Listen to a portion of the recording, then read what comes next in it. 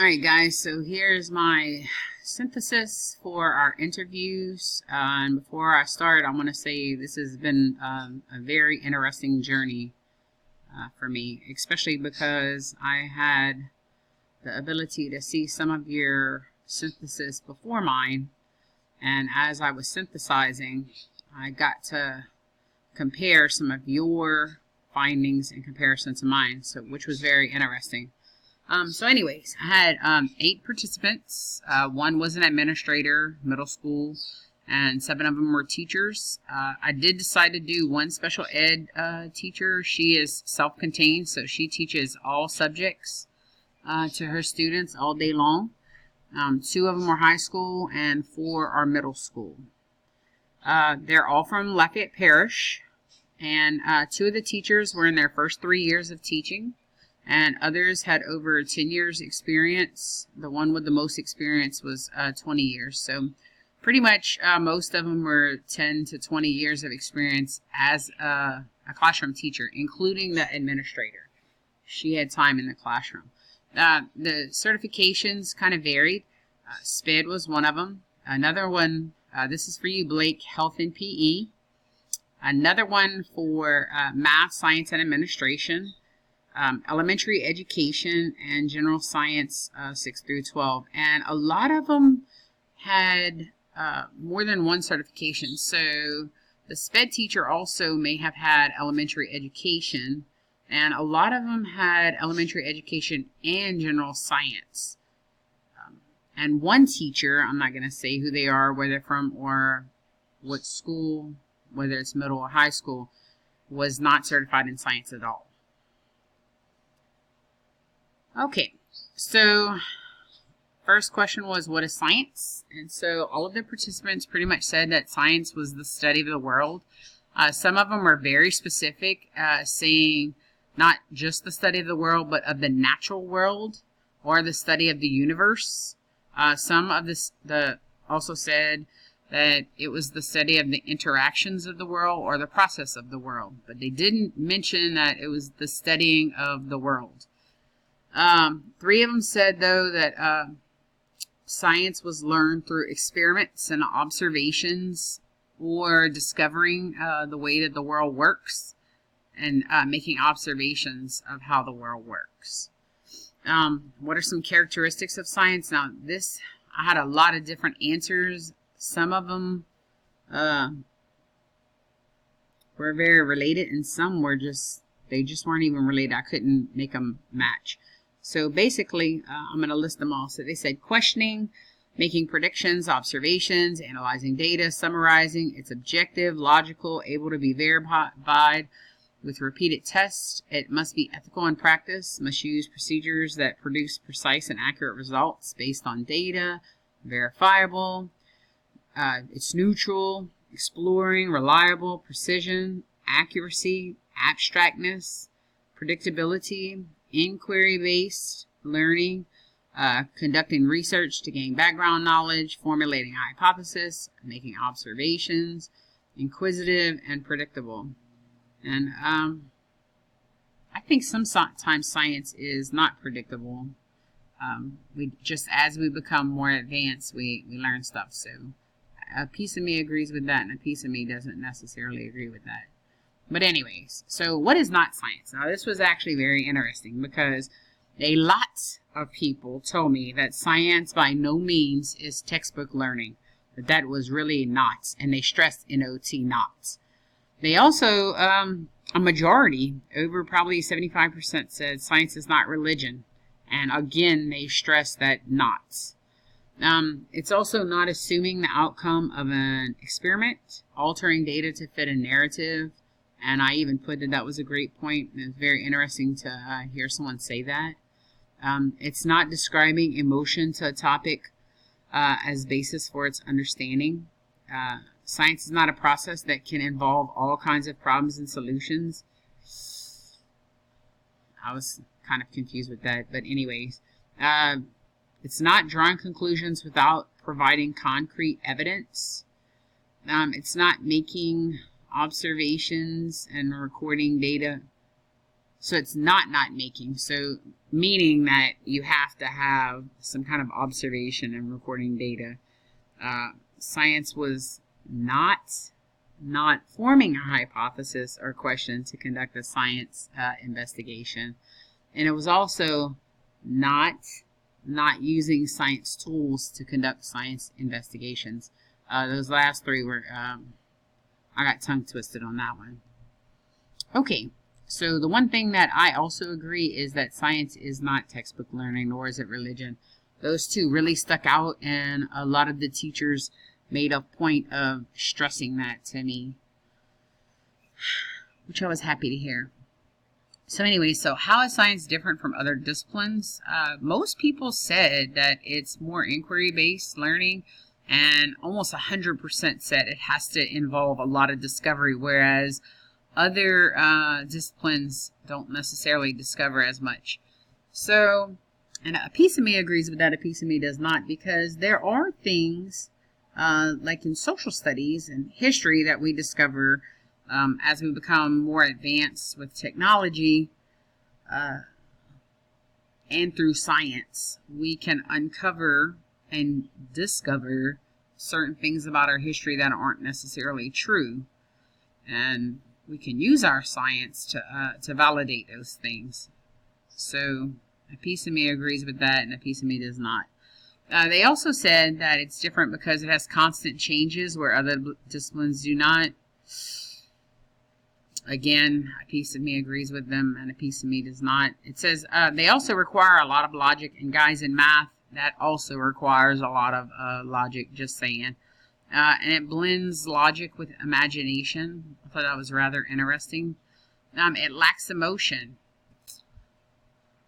So I did kind of understand what the person was getting to, because this person was also the one that made a point of saying that, you know, we don't include biases in science, and I do agree with that. Maybe when you're formulating a hypothesis or drawing conclusions, there aren't emotions. Like, I do get that. But the art of doing science, to me, would invoke some kind of emotion. Maybe you don't necessarily say it out loud, but I really think that the person who said that was leaning more towards you don't bring emotion to the science table when you're trying to prove that certain things do or do not exist. I think they meant it more like that. It requires a degree of evidence, and there are some things in math that also require that. So I agree and disagree at the same time. And allow students to use multiple intelligences to learn material. And I think almost every subject you should be using the different intelligences to learn the material set. I agreed with the person, but then disagreed at the same time. But let me say this also. I didn't say nothing to them. Just in my head, I was having these conversations. Okay, so then how would you define inquiry? Most everybody pretty much said the same response there. Discovering the unknown. Like, it was a lot about discovering, exploration, investigation, collecting data, and answering questions to gain knowledge. And so almost every last person said at least three of those: the discovering, exploration, and investigation. Those were the keywords that were driving that definition right there. Okay, so it says, what is the value of science education in K-12 classrooms? Well, so this was kind of interesting because the teachers' responses were to open up critical and logical thinking that helps develop future scientists and problem solvers. And students learn to work in teams to collect, analyze data, and understand the world. But then, guess who said this? In my opinion, the value of science can't compare to the value of math and ELA in our state. And they gave me an example. The weight of math and ELA scores versus science and social studies. So, that is an administrator. And I do respect that administrator, but the value of science is basically on a test score. That's the way I saw that statement. And I kind of think that's kind of sad, because your test scores don't necessarily get you a job when you get older, and nor does test scores really increase creativity or problem solving or your ability to investigate or discover things. It's just a number. So with that being said, anyways, how does your parish value science education and supporting the answer? Okay, so this was very interesting, because some things people said, I felt like they were being sarcastic, and some things they weren't too happy about. So they said the district pretty much values science education, but with the recent changes to the state curriculum, our science teachers weren't prepared to teach new standards, no adopted Tier 1 curriculum until this year, 2019, and the curriculum utilized was created by teachers in the district. And their evidence was, wait till you see the test scores. They said they did not believe that kids really learned science, and that the test scores would be the proof of the district's lack of providing the right resources. So 75% of the teachers pretty much said that using the new standards, they were asked to use the new standards before they were given any resources. And so teachers were having to find resources on the internet or from friends in neighboring parishes, and they had to hope that the information that they were finding on the internet was going to be good enough. And they said basically there was some havoc and some confusion, and there wasn't enough learning about the new standards or how to teach them. All teachers said the district has schools that focus on science learning, STEM schools and magnet schools, and so in that aspect they do appreciate science, and they have these, they're already established and they're functional. And 90% of the teachers pretty much said that LPSS values science because students have access to computers and labs. Money is used by the district to purchase some of these things, and some schools already have one-to-ones. And all teachers reported that they can attend LPSS PDs to improve their instruction, and that they're mandatory pretty much throughout the year. But they do offer limited yearly resources, and so I quoted some things. The district didn't provide any resources or a pacing guide. That kind of threw me off. We had new standards and no resources. That was kind of scary. We were told to teach new standards without any curriculum, resources, or guides. In the 10 years of teaching science, I have only received $1,200 once, and they stressed once, for long-term items. My $5 class fees buys more of the items for my activities, and the district hasn't given me anything since that $1,200. Wow. And so some of the stuff we've learned in class, I assumed from some of the conversations that Blake had that the school boards would have money to give to science teachers, and this is basically what they said. So then it left me wondering. All right, so what support structures do you currently have in order to be successful? Title I money, support from administrators, PDs, community-based PDs, community-based grants, Chromebooks, and 3D printers. And what kind of support would they need? Well, they basically said a lot of financial support to implement experiments or labs in the classroom. They needed curriculum and content PDs, adequate resources to improve science instruction, and support from the district and administrators, and time. Time was a big thing, a lot of people said, and more collaboration with other science teachers. So what does science instruction look like? I was so cool. One teacher said 5E model, lots of inquiry, asking questions, hypothesizing, testing experiments, labs, collecting data, instructing, modeling, exploring, and investigating. And have you experienced any changes?